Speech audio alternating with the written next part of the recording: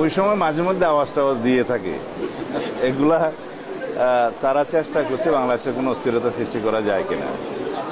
এগুলা বাংলাদেশের মানুষ কখনো গ্রহণ করবে না। যারা গণহত্যা এবং মানবতা বিরোধী অপরাধের দায়ে দায়ী, যে জন্য তাদের কোনো অনুশোচনা নাই, বাংলাদেশের মানুষের সামনে ক্ষমা প্রার্থনা করে নাই, তাদের কোনো রাজনীতি বাংলাদেশের মানুষ এলাও করবে না কখনো। বাংলাদেশের মানুষ তাদেরকে এই দেশে রাজনীতি করার কোনোদিন কোনো অনুমতি দিবে না।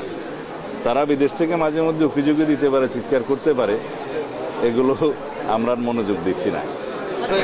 সেনাবাহিনীর পক্ষ থেকে ক্যাম্প স্থাপন করা হবে যাতে এই সমস্ত অপহরণ ইত্যাদি এই সমস্ত অপরাধ যেন দমন করা যায়। উনি জিওসি সাহেব পরীক্ষা করে দেখবেন, আমরা তাকে অনুরোধ করেছি এবং সরকারি পর্যায়ে সেনাবাহিনীকে আমরা অনুরোধ করব সেই সমস্ত জায়গায় ক্যাম্প স্থাপন করলে এই যে অপহরণের মতো ঘৃণিত অপরাধগুলো দমন করা যাবে বা হ্রাস করা যাবে।